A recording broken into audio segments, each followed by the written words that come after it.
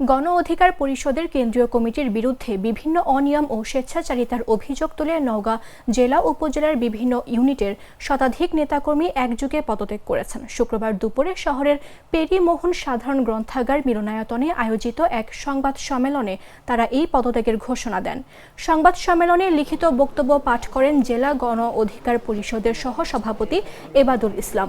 তার সঙ্গে উপস্থিত ছিলেন সহসভাপতি আখতারুল ইসলাম, যুগ্ম সাধারণ সম্পাদক মেহেদি হাসান, সহ সাংগঠনিক সম্পাদক আবু রায়হান সহ জেলা ও উপজেলার বিভিন্ন ইউনিটের নেতারা। লিখিত বক্তব্যে অভিযোগ করা হয়, বিভিন্ন কমিটি গঠনে বাণিজ্য হয়েছে। কোনো কর্মসূচি করতে হলে কেন্দ্রীয় নেতাদের আনতে জেলা থেকে অর্থ সংগ্রহ করতে বলা হয়, যা এক প্রকার চাপ ও অবিচার। এ সময় সংগঠনের বর্তমান কমিটি ঘোষণার বিরুদ্ধেও ক্ষোভ প্রকাশ করেন বক্তারা। আমরা অত্যন্ত দুঃখ ও ভারাক্রান্ত হৃদয়ে জানাচ্ছি যে আজ থেকে আমরা বাংলাদেশ গণ অধিকার পরিষদের সকল পর্যায় থেকে পদত্যাগের ঘোষণা দিচ্ছি।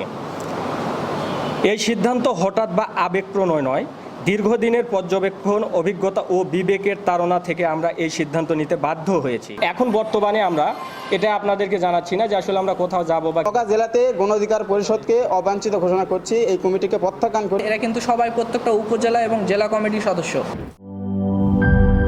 লাল সবুজের দেশে নতুন রঙের বেশে ঘরে বাহিরে সাজানো বলকে রেইনবো রেইনবো রেইনবো পেইন্টস রে সাশ্রয়ী দামে দেয়াল রাঙায় রেইনবো সবার রং সবার ঘরে ঘরে rainbow Rainbow Paints, the color of joy.